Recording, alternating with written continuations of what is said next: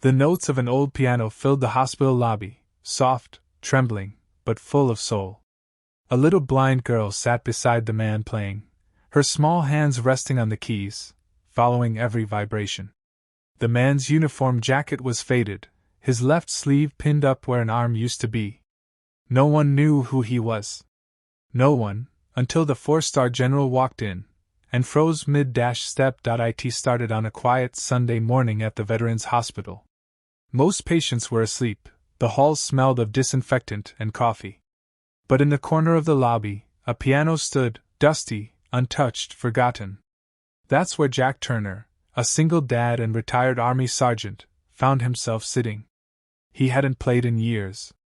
Not since Afghanistan. Not since he lost his wife, Emily, and his arm. He was just visiting the hospital to meet other veterans, trying to make sense of civilian life. His daughter, Lily, a bright little 8-year-old, sat beside him. She was blind from birth, but her world was made of sound, laughter, and her father's steady voice. "Daddy," she whispered, running her fingers over the piano keys. "What does music look like?" Jack smiled faintly. "It looks like hope, sweetheart." Then, for the first time in years, he began to play. The melody that came out wasn't perfect, it trembled, missed a few notes, but it was raw, emotional, and alive. Lily listened, then reached out, touching his hand on the keys. "Can I try?" she asked. Jack guided her fingers gently. "Go ahead, baby girl." Together they played, her by touch, him by memory. Her giggle filled the lobby as she pressed random notes, and he followed, turning her scattered sound into harmony. A few nurses stopped to watch. Then a janitor. Then a patient in a wheelchair.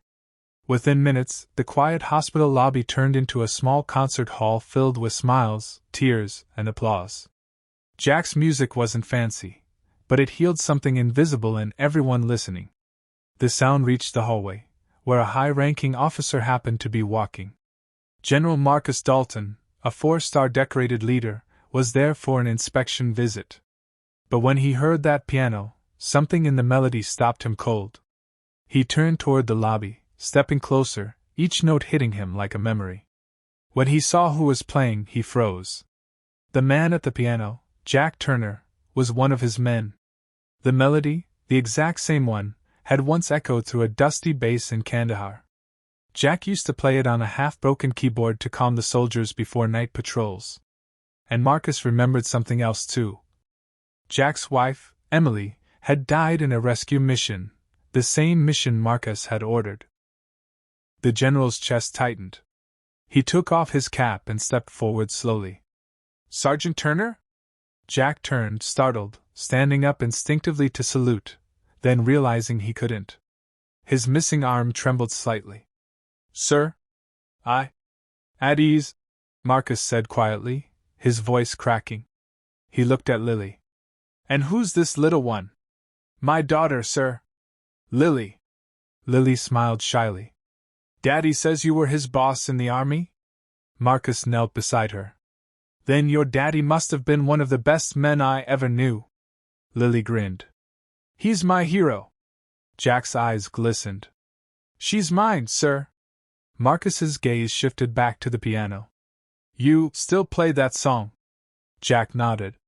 "It's all I had left of the men we lost, and my wife." The general's throat tightened. For years he'd carried guilt for that mission. Seeing Jack alive, seeing him heal others through music, felt like forgiveness in human form. He took a deep breath, then said quietly, "Sergeant, this piano, it's yours. The hospital's been debating getting rid of it. I'll make sure it stays here, for you and Lily to play any time you want." Jack looked stunned. "Sir, I don't consider it an order." Marcus smiled faintly. "And Turner, thank you. You reminded me what real courage sounds like." That afternoon, the general didn't continue his inspection. He sat down instead, right there in uniform, and asked if he could listen to one more song. Lily tilted her head. "Only if you promise to hum along." And he did. The three of them, an old soldier haunted by guilt, a wounded veteran rebuilding his soul, and a blind little girl who saw through sound, created music that made everyone in the hospital pause and smile.